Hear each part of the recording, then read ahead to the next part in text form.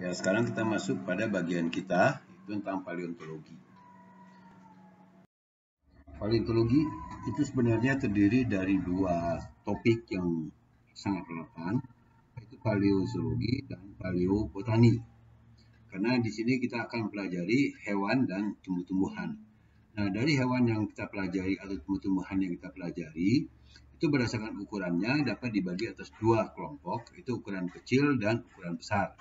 Yang berukuran kecil kita memerlukan alat bantu berupa mikroskop, sedangkan alat yang makropaleontologi kita tidak perlu peralatan untuk bisa melihat objek-objek yang akan kita pelajari. Nah, dalam hal ini, untuk apa kita mempelajari paleontologi? Nah, paleontologi ini sangat penting kita pelajari karena bisa menentukan umur suatu lapisan batuan. Dan kita juga bisa menentukan lingkungan pengendapan atau tempat diendapkannya suatu lapisan batuan. Kita juga bisa mengenal iklim purba, dan kita juga bisa melihat bagaimana perkembangan makhluk hidup yang ada di muka bumi ini. Di samping itu, kita juga bisa membantu merekonstruksi perubahan atau perkembangan bentuk permukaan bumi. Nah, paleontologi ini yang intinya ya kita akan mempelajari kehidupan purba. Dan dibagi atas, seperti saya katakan tadi, itu paleozoologi yang khusus kita mempelajari tentang binatang. Nah, dalam dunia binatang ini kita mengenal dua kelompok, yaitu kelompok invertebrata, yaitu kelompok hewan yang tidak mempunyai tulang belakang, kemudian kelompok vertebrata, yaitu kelompok yang mempunyai binatang bertulang belakang.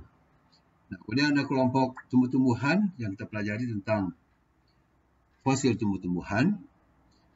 Nah, dalam fosil tumbuh-tumbuhan yang paling banyak dipelajari orang dan paling bagus presentasinya itu tentang serbuk sari dan spora.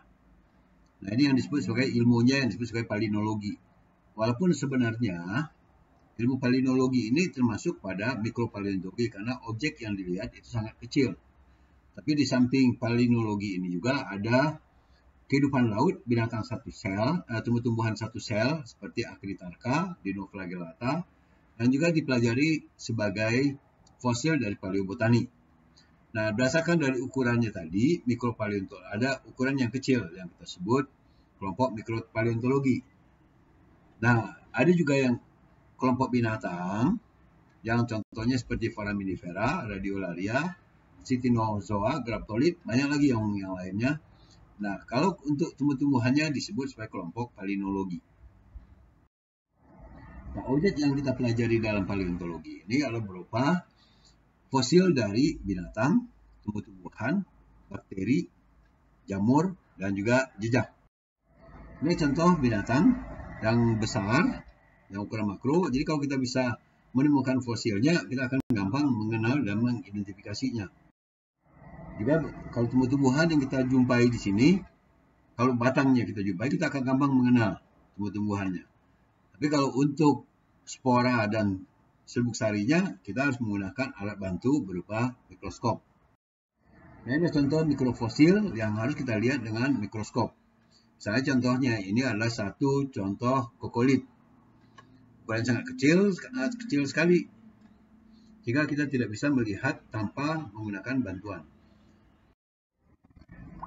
Oke, ya kita lihat sekarang bagaimana sejarah perkembangan ilmu yang berkaitan dengan paleontologi. Pada awalnya, orang tidak tertarik untuk melihat ilmu geologi itu sendiri dan belum tahu malah ilmu geologi itu apa. Yang menjadi objek pertama yang menarik perhatian orang pada zaman dahulu itu adalah dijumpai kandungan fosil di dalam batu. Seperti yang dijumpai oleh Anifimander yang hidup tahun 600 sampai 546 sebelum Masehi. Dia menjumpai fosil di dalam batuan. Bukti ini dijumpai dalam penggalian arkeologi yang menunjukkan fosil itu digunakan sebagai hiasan.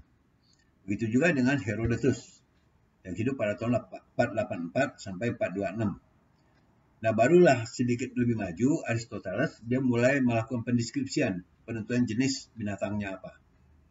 Kalau yang dua di atas hanya sebagai koleksi, tapi di sini mulailah ada pendeskripsian. Nah, baru pada abad pertengahan, dilakukan oleh Avicenna, yang dikenal juga sebagai Ibnu Sina. Dia mulai melakukan pendeskripsian dari batuan dan fosil yang ada. Di sini mulai ada pendokumentasian yang baik.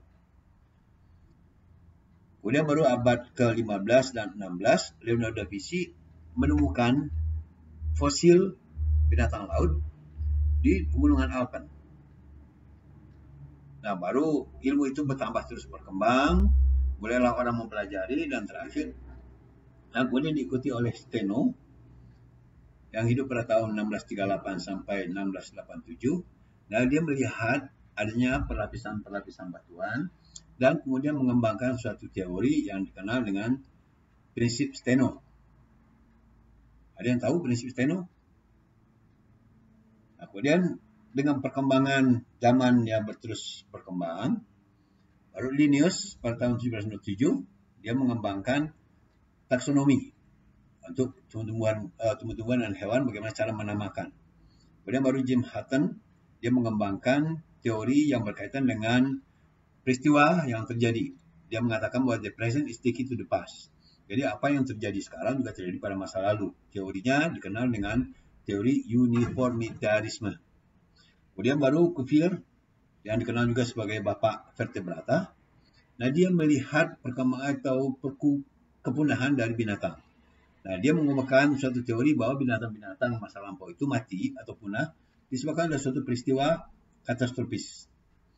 Kemudian baru pada abad ke-19, perkembangan lebih lanjut lagi, Lamarck dia mengungkapkan suatu teori yang baru dan berbeda dengan yang lain, itu evolusi, yang didasarkan melihat perkembangan atau perubahan dari fosil-fosil yang dijumpai. Dan baru Smith, kemudian dia membuat berdasarkan kandungan fosil dan urutan-urutan batuan. Dialah orang yang pertama sekali memetakan Inggris. Kemudian diikuti oleh d'Orbigny, dia juga berdasarkan dari fosil membuat urutan-urutan batuan di cekungan Paris. Nah, kemudian dari perkembangan fosil yang ada, teori yang dikembangkan oleh Lamarck ini dikembangkan lagi oleh Darwin yang terkenal dengan evolusi Darwin yang sangat kontroversial.